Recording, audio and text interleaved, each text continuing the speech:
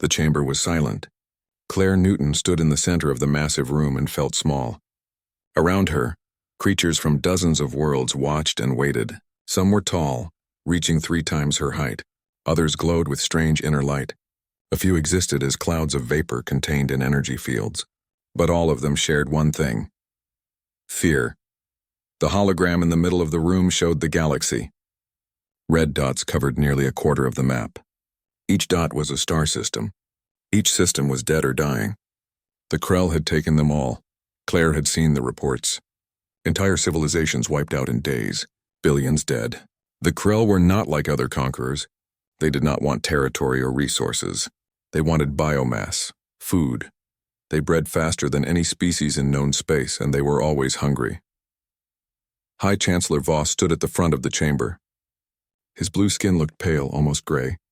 He had led the Galactic Council for 20 years, but now he looked like a man who had aged 20 more in the past 3. His voice was tired when he spoke. The news was bad. The Vraxian fleet had been destroyed at Crimson Nebula. 5,000 ships lost in a battle that lasted 6 hours. The Vraxians had the most powerful military in the galaxy. Or they had, until last week. The Cynthian Collective tried next. They built weapons that could think, machines that learned and adapted faster than organic minds. The Krell ate them, literally. The bioships absorbed the technology and made it part of themselves. Now the Krell had smart weapons too. The Mentorans were psychic. They could crush minds from across star systems, drive entire armies insane with a thought. They tried to break the Krell hive mind. 3,000 psychics linked together in the greatest mental assault ever attempted. The Krell hive mind was too big. Too many minds connected as one. The psychics burned out. Most of them died. The rest would never be the same. Claire listened as the other delegates spoke. Each one had a story of defeat. Each one had lost ships, soldiers, entire worlds. The Draconian suggested pulling back to core systems and fortifying them. Make the Krell pay for every inch of space. It might buy them time. Time for what, someone asked. Time to evacuate. Time to run. Where would they go? The galaxy was only so big. A Zephrosian delegate, its crystalline body chiming as it moved, proposed converting all industrial capacity to weapons production. Build ships faster than the Krell could destroy them. The problem was simple. The Krell bred faster. For every ship the Council built, the Krell grew 100 bioships. The math did not work out. Then came the desperate suggestions. Use forbidden weapons, stellar bombs that could ignite stars and destroy entire systems. Collapse the hyperspace lanes and trap the Krell in dead space. Release nanoplagues that would consume all organic matter in infected regions. The problem with all these ideas was obvious. Those weapons would kill billions of Council citizens along with the Krell. Entire species would go extinct. The cure would be worse than the disease. Claire had been quiet through all of this. Earth was new to the Galactic Council. Humanity had only made contact 5 years ago. They were the youngest species in the chamber, barely out of their own star system. Nobody expected them to have answers, but Claire had been watching the reports, reading the tactical analyses, studying how the Krell fought. And she had been sending messages home. Long encrypted communications to Earth Defense Command. She had been asking questions, getting answers, making preparations. When the arguing finally died down, when the other delegates had exhausted their ideas and their hope, Claire stepped forward. She asked for permission to speak. High Chancellor Voss looked at her with tired eyes and nodded. Claire did not make grand speeches. She was not good at them. Instead, she simply pulled out her communicator and activated it. The device hummed as it established a connection across light years of space. The encryption was military grade. The channel was secure. She sent one message. 3 words in simple English. We need help. The response came back within seconds. Earth Defense Command had been waiting. They had been preparing. The message was equally brief. Help is coming. Claire turned to face the Council. She told them that Earth would assist, that humanity had resources they could contribute to the war effort. The other delegates looked at her with expressions she could not quite read. Hope, maybe, or pity. The Vraxian military advisor spoke up. His voice carried pain and anger. The Vraxians had lost 600,000 ships, millions of soldiers dead, Entire colonies reduced to organic slurry to feed the Krell swarm. What could humanity possibly contribute? They had no fleet. No weapons the Council did not already possess in superior form. They were children playing at war. Claire did not argue. She simply said that humanity had experience with a certain kind of conflict, that they had fought wars for their entire history, that they had learned things that might help. The Vraxian laughed. It was a bitter sound. Every species fought wars. The Council was made up of civilizations that had conquered their own worlds before reaching the stars. They all had military experience. What made humans special? Claire hesitated. How could she explain? The other Council races fought wars with rules, with codes of honor. They valued the lives of their soldiers. They sought clean victories and tried to minimize casualties on both sides. They fought the way civilized beings were supposed to fight. Humans fought differently. They fought to win, whatever it took, whatever the cost. They had invented weapons so terrible that using them meant everyone lost. But they had built them anyway, just in case, just to make sure nobody else ever won either. She did not say any of this out loud. Instead, she simply told the Council to wait. Help was on the way. They would see soon enough. 3 days passed. The Council continued its debates. More bad news arrived. The Krell had taken another system, then another.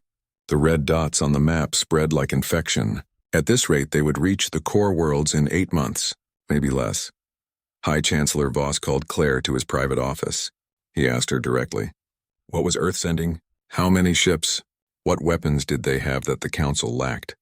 Claire told him the truth. 1 ship, that was all Earth could spare. They were a young species with limited resources. But the ship was ready. It would arrive within 2 weeks. The Chancellor stared at her. 1 ship, against millions of Krell bioships, against an enemy that had destroyed the greatest military powers in the galaxy. 1 ship. He asked if this was some kind of joke, if Earth was mocking the Council in its time of need. Claire shook her head. No joke, Earth was sending its best. They would do what they could. She asked the Chancellor to trust her, to trust humanity, just for a little while. The Chancellor looked at her for a long moment. Then he nodded. What choice did he have? The Council was losing, badly. 1 ship from Earth could not make things worse. 2 weeks later, the ship arrived. Council sensors picked it up at the edge of the Tertian system. The readings came back and technicians double-checked them. There had to be a mistake. There was no mistake. Earth had sent 1 ship, just 1. It was not even particularly large. By Council standards, it was medium-sized. Nothing special. The ship's hull was dark gray, almost black. No decorations. No proud symbols, just armor and what looked like an absurd number of gun ports. The design was purely functional. Built for one purpose. The ship transmitted its name in simple text. No translation needed. No poetic meaning. Just 2 words that would become famous across the galaxy. The Mercy had arrived. The Council chamber was in chaos. Delegates shouted at each other in dozens of languages. The translation system struggled to keep up. At the center of it all stood Claire Newton, calm despite the storm around her. High Chancellor Voss had just announced Earth's contribution to the war effort. 1 ship. The reaction was immediate and loud. Some delegates laughed. Others looked insulted. A few just stared in disbelief. The Vraxian military advisor was on his feet, his face dark with anger. His species had lost 600,000 ships. 600,000? Trained crews, powerful weapons, shields that could withstand the fury of a star. All of it gone. Destroyed by the Krell swarm. And now these humans, these newcomers who barely understood faster than light travel, thought 1 ship would make a difference. It was an insult. Worse, it was a joke. A cruel joke at the galaxy's darkest hour. The Draconian representative spoke next. His voice was cold. The Draconians had a reputation for pride and they did not appreciate being mocked. If Earth could not help, they should simply say so. Sending a single ship was worse than sending nothing. It wasted time and resources. A Zephrosian chimed in, its crystalline body resonating with frustration. What could 1 ship do? The Krell had millions. Millions of bioships, each one grown and bred for war. They could reproduce faster than any shipyard in the galaxy. 1 ship would last seconds against them. Claire waited for the noise to die down. She did not raise her voice. She did not argue. She simply stood there, hands clasped behind her back, and let them vent their anger and fear. When the chamber finally quieted, she spoke. She told them that humanity understood their concerns. That Earth was a young civilization with limited resources. That one ship was all they could contribute right now. But it was their best ship, their most capable vessel, and they asked only for a chance to prove its worth. The Vraxian advisor shook his head. Prove its worth. Against what? The Krell did not give second chances. They did not fight fair. They swarmed and overwhelmed. That one human ship would be destroyed, and then what? Would Earth send another? How many ships would they waste? Claire did not answer. Instead, she activated the central hologram. The image shifted to show the Mercy. The council delegates leaned forward, studying the human vessel. It looked ordinary. 2 kilometers long, which was medium size by galactic standards. The hull was dark, covered in armor plating. No decorative elements, no flowing lines or artistic touches. It looked like what it was. A tool built for a specific job. The technical readouts appeared next to the image. Some delegates gasped. Others muttered in their native languages. The ship's armor was dense, layered in ways they had never seen. The power output was enormous, far larger than a ship that size should have. And the weapons were everywhere. Hundreds of gun ports, missile tubes, energy weapon emplacements, point defense turrets covering every angle. The ship had more weapons than some council battle groups. It looked less like a warship and more like a flying gun platform. A Synthian technician studied the readings and spoke up. The power distribution made no sense. Too much energy going to the weapons, not enough to the shields. The ship would not last long in a real battle. It was poorly designed. Claire smiled slightly. She said nothing. Let them think what they wanted. They would understand soon enough. High Chancellor Voss called for order. The arguments could continue later. For now, they should meet with the human captain. Hear what he had to say. They owed Earth that much at least. The hologram shifted again. This time it showed a man in a plain gray uniform. He looked young for a ship captain, maybe 40 standard years. His face was unremarkable. Brown hair cut short. Dark eyes that seemed to take in everything. No medals or decorations on his uniform.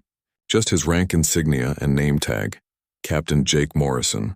Commander of the Mercy. Morrison nodded to the council. He did not bow or show deference, just a simple nod of acknowledgement. When he spoke, his voice was calm and professional.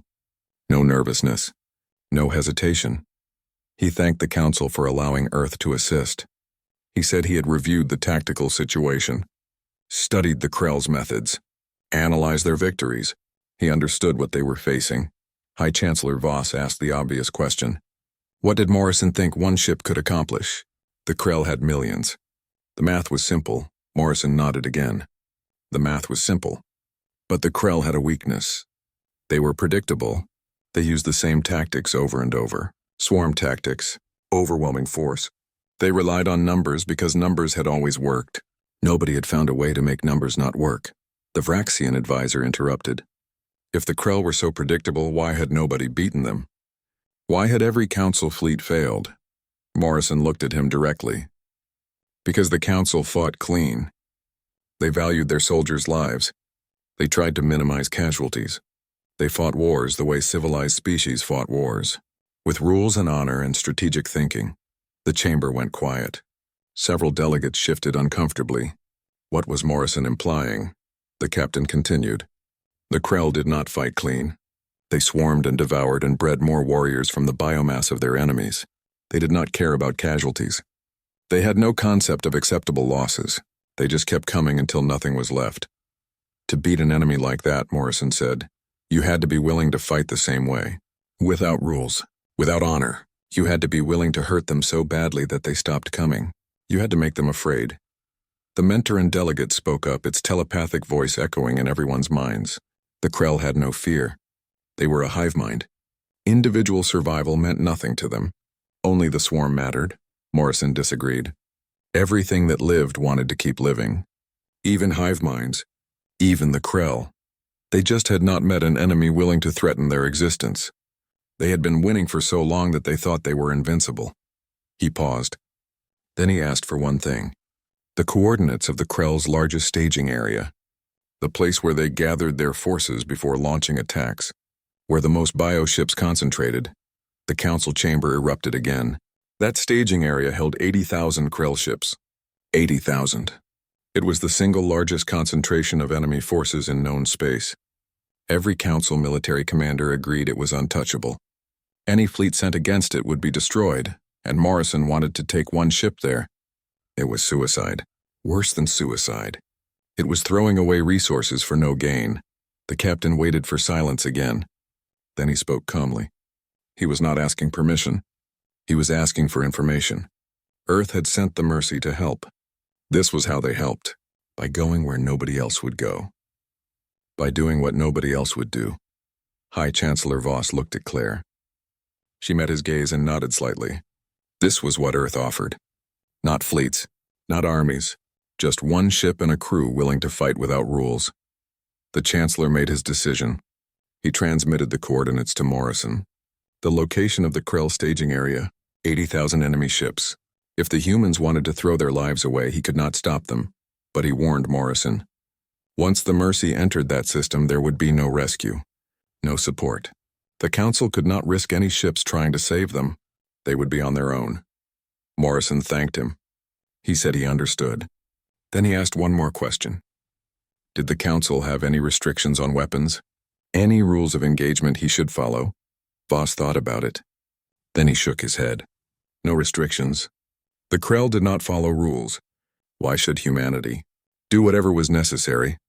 Morrison nodded one final time. The hologram flickered and went dark. The connection ended. Council sensors tracked the Mercy as it departed. The ship accelerated smoothly, its engines burning bright. It set course for the Krell staging area. 3 days' travel at maximum speed. Most of the Council delegates thought they would never hear from the Mercy again. They expected it to die, quickly and violently. Another casualty in a war they were losing. Claire Newton knew better. She had seen Earth's weapons tests. Read the classified reports. Humanity had been preparing for this kind of war since before they reached the stars. They had built the Mercy for one purpose, to win, whatever it took. 3 days later, the galaxy would learn what that meant. The Krell detected the Mercy when it was still 3 hours away from their staging area. The hive mind processed the information instantly. One ship approaching alone. The analysis was simple. No threat, the Krell were not stupid. They had conquered a quarter of the galaxy by being efficient, adaptive, and ruthless. They knew that unknown variables required investigation. A single ship approaching their largest fleet concentration could be a spy, or a bomb, or something else worth examining. The hive mind made its decision. Send a response force, not the whole fleet. That would be wasteful. Just enough ships to capture or destroy the intruder. 1,000 bioships detached from the main swarm and moved to intercept. Inside the Mercy, Captain Jake Morrison watched the tactical display. The green dot representing his ship moved steadily toward the massive red cloud that was the Krell fleet. Smaller red dots separated from the cloud and came toward them. Lieutenant Ben Carter sat at the weapons station, running final checks on the targeting systems. Everything showed green. All weapons ready. All ammunition loaded. Power levels optimal. Dr. Maya Collins monitored the engineering section from her station. The reactor was running at 100% efficiency. The shields were charged. The point defense grid was online. Everything was ready. Morrison spoke quietly. No dramatic speeches. No inspiring words. Just simple orders. Maintain course. Increase speed to maximum. All hands to battle stations. The Mercy accelerated. The ship was designed for this. Built in the orbital yards above Mars. Constructed from materials that could withstand the crushing pressure of Earth's deepest oceans. Every system had backups. Every component was tested beyond normal failure points. The ship was tough. The Krell ships closed in. They were organic vessels, grown rather than built. Each one was different, adapted by the hive mind for specific purposes. Some carried bioplasma weapons. Others had acid launchers. A few were just massive creatures with claws and teeth, meant to tear enemy ships apart in close combat. When they reached maximum range, the Krell opened fire. Bioplasma charges lit up space, glowing green and purple. Acid projectiles followed, each one capable of eating through hull armor in seconds. The Krell had tested these weapons on Vraxian shields, on Synthian force fields, on Draconian battle armor. They worked on everything. The Mercy did not dodge. It did not slow down. It maintained course and speed, flying directly into the incoming fire. Then the point defense systems activated. What the Council observers had thought were heat dissipation systems revealed their true purpose. Thousands of small turrets emerged from the Mercy's hull. Each one tracked incoming fire with computer precision. Each one fired railgun rounds at a fraction of light speed. The space around the Mercy lit up like a sun. Metal slugs moving at incredible speed intercepted every bioplasma charge, every acid projectile. The defensive grid was so dense that nothing got through. Nothing even got close. The Krell hive mind processed this new information. Standard weapons were ineffective. The solution was simple. Overwhelm the defenses. More ships, more fire. Eventually, the point defense grid would miss something. 2,000 more bioships broke from the main fleet. The Krell were committing more resources now. The intruder was proving tougher than expected. But numbers always won. The hive mind knew this. Numbers were everything. Morrison watched the red dots multiply on his screen. He showed no emotion, just nodded slightly and gave the order. Main batteries. Fire when ready. Lieutenant Carter pressed the firing stud. The Mercy shuddered. The main guns had fired. The weapons were mass drivers. Railguns scaled up to ship size. They accelerated solid slugs to 90% of light speed. Each projectile was just metal. Dense, heavy metal shaped into an aerodynamic form. Nothing fancy. No explosives. No special properties. They did not need any special properties. Physics did the work. The first slug hit a Krell bioship. The ship was massive, 500 meters long and covered in organic armor that could regenerate from damage. The armor meant nothing. The slug punched through it like paper, carrying so much kinetic energy that the bioship simply exploded. One moment it was there. The next moment it was an expanding cloud of superheated gas. The second slug hit its target. Same result. Complete destruction, no debris. Just vaporized matter expanding into space. The Mercy fired in a steady rhythm. One shot every 2 seconds. Commander Lisa Hayes, sitting at the tactical station, calculated each target with cold precision. She prioritized the largest bioships, the ones that could take the most punishment. None of them survived impact. 30 seconds, 15 shots, 15 Krell ships erased from existence. The Krell hive mind adapted. These weapons were dangerous. Extremely dangerous. The solution was clear. Close the distance. Get into melee range where the mass drivers would be less effective. Swarm the enemy with thousands of ships and tear it apart. The entire staging area fleet began to move. All 80,000 bioships. They formed a sphere around the Mercy's projected path and tightened it. The human ship was flying directly into a trap. In minutes, it would be surrounded by more firepower than had destroyed the Vraxian fleet. Morrison watched this happen. He did not look concerned. He simply turned to Dr. Collins and gave an order. Deploy the packages. Collins nodded and activated a control. All along the Mercy's hull, small hatches opened. Thousands of small objects ejected into space. They were about the size of a human fist, unremarkable in appearance. Just metal spheres with some basic electronics. The Mercy had been dropping these packages for the past 3 hours. Its entire flight path was seeded with them. Thousands and thousands of small devices floating in space, waiting. The Krell ships flew past them, focused on the human vessel. The hive mind registered the objects but dismissed them. Too small to be weapons. Probably debris. Nothing important.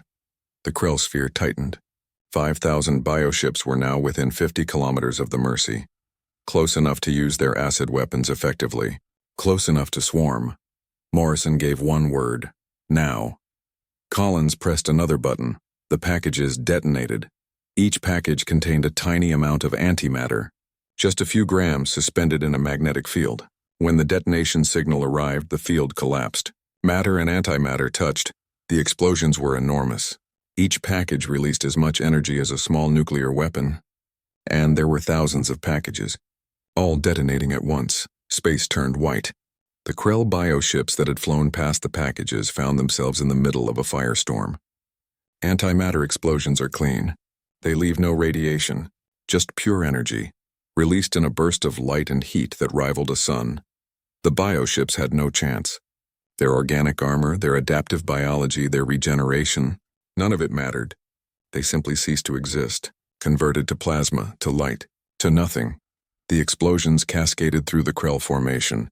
Thousands of packages, thousands of detonations, each one creating a sphere of destruction 50 kilometers across. The spheres overlapped, combined. The entire region of space became a hell of antimatter fire. The Mercy rode through it all. Its shields were designed for this, built to withstand close-range nuclear detonations. The antimatter packages had been carefully positioned to avoid the ship's path. The explosions washed over the shields and dissipated. When the light cleared, half the Krell fleet was gone. 40,000 bioships, simply erased. The surviving Krell ships scattered. For the first time in the hive mind's existence, it felt something close to fear. Not individual fear. That was impossible for the Krell. But collective uncertainty. Doubt. The awareness that they could lose. The Mercy continued forward. Its weapons still firing.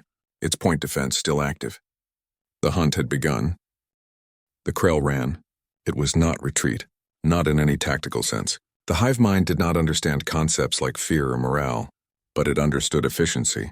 It understood that staying near the human ship meant death, so it scattered its remaining forces and tried to escape. The Mercy pursued.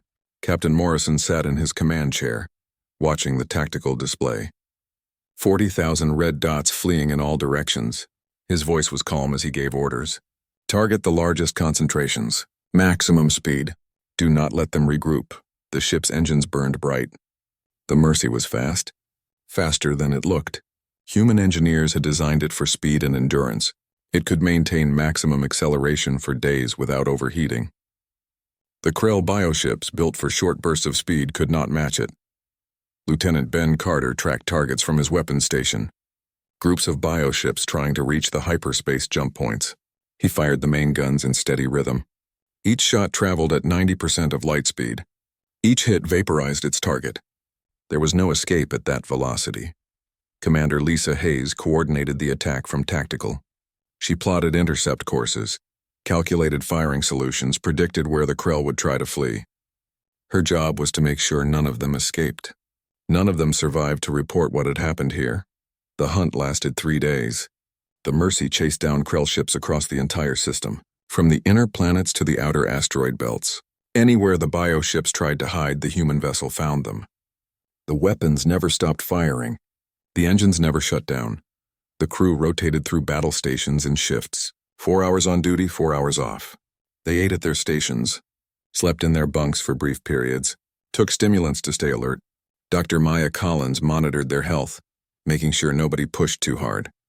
But they all knew the importance of what they were doing. This was not just a battle. It was a message.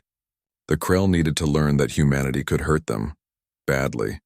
That the cost of fighting humans was too high. That some enemies were better left alone. By the end of the 3rd day, it was over. The tactical display showed no more red dots. The Krell staging area had been destroyed. 80,000 bioships reduced to debris and gas. The largest enemy concentration in the galaxy was gone. Morrison reviewed the damage reports. The Mercy had taken hits during the battle. Nothing serious. Some armor scoring from acid weapons. A few point defense turrets damaged by debris. The shields had held. The reactor was stable. All major systems operational. Casualties were 0. Not a single human had died. A few minor injuries. Some exhaustion. Nothing that would not heal with rest. Against 80,000 enemy ships, the Mercy had won without losing anyone. Morrison composed a message to the Galactic Council. He kept it brief. No need for dramatic announcements. Just facts.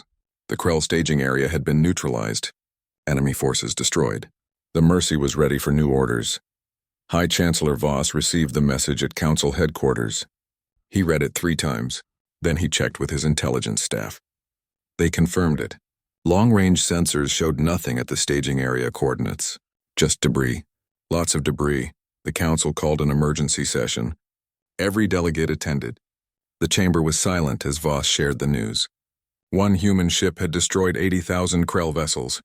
It seemed impossible, but the sensor data did not lie. The Vraxian military advisor was the first to speak. His voice was quiet, almost respectful. He wanted to know how. What weapons had the humans used? What tactics? How had they survived? Claire Newton activated a holographic link to the Mercy. Captain Morrison appeared, looking tired but satisfied. The Council wanted answers. He gave them. Morrison explained that the Krell fought like most advanced species. With tactics and coordination, they adapted to enemy capabilities. They were excellent at it. That was why they won so often. But they approached war like a game, like chess. They valued their pieces. They calculated odds. They made logical decisions based on previous experience. That created patterns, predictable patterns. Humans did not fight that way. Humanity had spent its entire history at war. Humans fighting humans. They had developed weapons that terrified them. Nuclear bombs that could destroy cities. Biological weapons that could kill millions. Chemical agents that made land uninhabitable for generations. They had built these weapons knowing that using them might mean everyone died. But they built them anyway, because the goal was not to win cleanly. The goal was to make sure the other side lost, to make the cost of fighting so high that nobody wanted to fight. The Mercy carried weapons that most council races would consider barbaric. Antimatter mines that killed indiscriminately, relativistic kinetics that could not be stopped, nuclear missiles that turned space into fire, viral nanomachines that could consume organic matter. Morrison did not apologize for any of this. He simply stated facts. Humanity built weapons to win. Not to fight fairly, not to minimize casualties. To win, period. The council chamber was silent. Several delegates looked uncomfortable. The Draconians valued honor in battle. The Mentorans believed in minimizing suffering. The Zephrosians had strict rules about acceptable weapons, but none of them argued. Because the Krell had beaten them all. Honor had not saved the Vraxian fleet. Ethics had not protected the Cynthian worlds. Rules had not stopped the hive mind from consuming a quarter of the galaxy. The human captain continued. He said the Krell could be beaten. They were not invincible, but winning required accepting certain truths. That war was not noble. That survival mattered more than honor. That sometimes civilization had to embrace savage methods to continue existing. High Chancellor Voss asked the question everyone was thinking. Could Earth provide more ships? Build a fleet using these methods? Morrison shook his head. Earth could not. They were a young species with limited resources. Building the Mercy had taken years. They had no shipyards capable of mass production. No industrial base to support a fleet, but the Council did. The Council had the shipyards, the resources, the industrial capacity. They just needed to change what they built. Stop making traditional warships. Start making ships designed to win.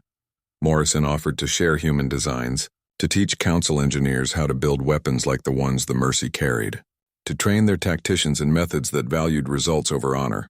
The only requirement was that the Council had to commit, had to accept that fighting the Krell meant getting their hands dirty, meant using weapons that scared them, meant becoming something they had never wanted to be. Claire Newton watched the Council delegates. She could see them struggling. These were civilized beings. They valued ethics, principles. The idea of throwing away their rules, of embracing human brutality, went against everything they believed. But they were also beings who wanted to live, who wanted their children to have futures, who were tired of losing. The Vraxian advisor stood up. He spoke clearly. His people had lost the most. Hundreds of thousands of ships, millions of soldiers, entire colonies consumed. If fighting like humans meant stopping the Krell, then his people would learn. One by one, other delegates agreed. The Zephrosians, the Draconians, the Cynthians, even the Mentorans, who valued mental purity above all, accepted that survival required compromise. High Chancellor Voss made it official. The Galactic Council would adopt human warfare methods, build new ships, train new crews, fight without rules, whatever it took to end the Krell threat. Morrison nodded. He said he would send technical teams to help. The Mercy would remain in Council space, available for consultation. But the real work was up to them. The galaxy had asked humanity for help. Humanity had shown them how. Now they had to decide if they could do what humans did. If they could embrace the darkness necessary to survive. The Krell would give them plenty of chances to find out. News of the Mercy's victory spread through Council space faster than light. Species that had resigned themselves to extinction suddenly felt something they had not felt in years. Hope. The Krell advance had stopped. Not slowed, stopped. The red dots on the galactic map were no longer spreading. For the first time since the war began, the hive mind was not attacking. It was regrouping, analyzing, trying to understand what had happened at the staging area. The Council moved quickly. Human technical teams arrived at shipyards across Council space. Engineers from Earth, Scientists who had spent their lives building weapons began teaching their counterparts how to fight like humans. The lessons were difficult, not technically. The council races were advanced. They could build anything humans could build. The difficulty was philosophical, learning to abandon principles that had defined them for centuries. The Vraxians learned first. They built ships half the size of their old dreadnoughts but carrying twice the firepower. No elegant design, no decorative elements, just armor, weapons, and engines, ships built for one purpose, killing efficiently. The Scythians adapted their manufacturing methods. Instead of smart weapons that learned, they built dumb weapons that hit hard. Relativistic kinetics, antimatter warheads, weapons that could not be outsmarted because there was nothing to outsmart, just mass and energy and physics. The Draconians struggled the most. Honor meant everything to their culture, but they had watched their colonies burn. In the end, survival won over pride. They built ships carrying weapons they had once called barbaric. Nuclear pulse drives, fusion bombs, tools of mass destruction. Within 6 months, the first wave of new ships was ready. 20 vessels built on human principles, commanded by crews trained in human tactics, each one carrying enough firepower to shatter a moon. Each one crewed by beings who had learned to fight without hesitation. The Krell, sensing the shift, launched a massive offensive. They had been rebuilding their forces, breeding new bioships to replace losses. The hive mind calculated that the council was weak, vulnerable. One more push would break them. The target was Nexus Prime, a core world, home to billions, the hub of council military command. If it fell, the war was over. The Krell committed 200,000 bioships to the attack, the largest fleet they had assembled since the war began. High Chancellor Voss ordered the new ships to intercept. 20 vessels against 200,000. The math was insane. But the council had learned from humanity. Sometimes math did not matter. What mattered was how much you were willing to hurt the other side. The Battle of Nexus Prime lasted 6 hours. The new council ships did not try to fight fair. They did not engage in elegant maneuvers or tactical formations. They simply flew into the Krell swarm and started killing. The Vraxian ship Hammer opened fire first. Its main guns launched relativistic projectiles that punched through bioships like they were made of paper. Each shot vaporized its target. No shields, no armor, just instant destruction. The Scythian vessel Logic deployed antimatter mines across the battlefield. The Krell flew into them just like they had flown into the Mercy's trap. The explosions lit up space. Thousands of bioships died in seconds. The Draconian ship Honor's Price carried nuclear missiles. Hundreds of them. Each one yielded megatons. They did not target individual ships. They targeted concentrations, groups of bioships packed together. The warheads detonated in the middle of the swarm and took out everything within 100 kilometers. The Krell tried to adapt. They scattered their formation, avoided clustering, attacked from multiple angles. Nothing worked. The council ships had point defense grids as dense as the Mercy's. Every incoming attack was intercepted. Every bioship that got close was destroyed. 3 of the 20 council ships were lost. The Vraxian destroyer Swift took too many acid hits. Its armor failed. The Scythian cruiser Calculation flew too close to its own antimatter mines. The Draconian frigate Last Stand was swarmed by Krell boarding organisms that ate through its hull. 3 ships lost. But 200,000 Krell bioships were destroyed. The hive mind had thrown everything at Nexus Prime. Everything. And it had failed. The war continued for another year. But the outcome was no longer in doubt. The council built more ships, trained more crews. Every month, another wave of human-designed vessels entered service. Every battle saw the Krell lose more than they could replace. The hive mind learned what humanity had known for thousands of years, that the most dangerous species was not the strongest, not the smartest, not the most advanced. The most dangerous species was the one willing to do whatever it took to survive, the one that built weapons so terrible that using them guaranteed mutual destruction, and built them anyway. The Krell began to retreat. Not strategically. Not as a planned withdrawal, they ran. The hive mind, which had never known defeat, suddenly understood that continuing meant extinction. Better to survive in a smaller territory than die for a larger one. The council pushed them back. System by system. World by world. No mercy, no quarter. The Krell had shown none to council civilians. They received none in return. By the time the advance stopped, The Krell dominion had been reduced to its original borders, maybe smaller. The hive mind requested peace. It was unprecedented. The Krell had never negotiated before. But they had learned that some enemies were too dangerous to fight, that survival meant knowing when to stop. High Chancellor Voss agreed to talks. The treaty was simple. The Krell would remain within their borders. Any expansion would be met with total war. Not limited engagement, not tactical response. Totaiva, the kind humans specialized in. The hive mind agreed. It had no choice. The alternative was extinction. The formal peace signing was held at council headquarters. Every species sent representatives. It was a moment of celebration. The war was over. They had survived. High Chancellor Voss invited Captain Morrison to attend. The human came in his plain uniform, looking uncomfortable with all the ceremony. Medals and honors were distributed. Speeches were made. Everyone thanked humanity for saving the galaxy. When Morrison was asked to speak, he declined at first. But Voss insisted. The council wanted to hear from the man who had started it all, who had shown them how to win. Morrison stood at the podium.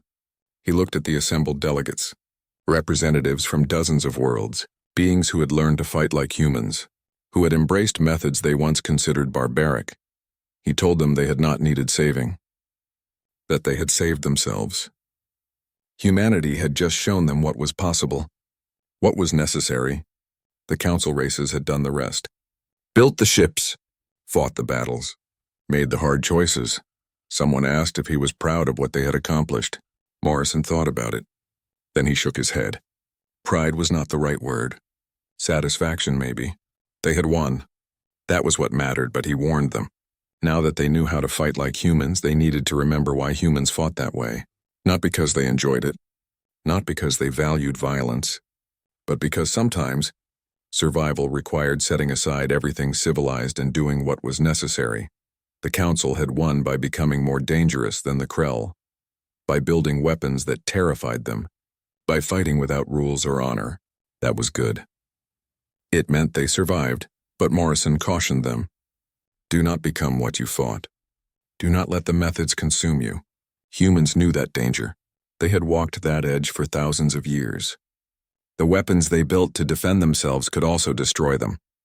The brutality they embraced in war had to be set aside in peace. The council delegates listened in silence. They understood. They had changed during the war, become harder, more willing to accept casualties, more comfortable with terrible weapons. That change had saved them. But it could also corrupt them. Morrison finished his speech with simple words. Stay civilized when you can. Become savage when you must. Know the difference. That was the real lesson humanity offered. Not how to build antimatter weapons or fight without honor, but how to do these things and remain themselves afterward. The Mercy departed a week later. Its mission was complete. The ship set course for Earth, carrying its crew home.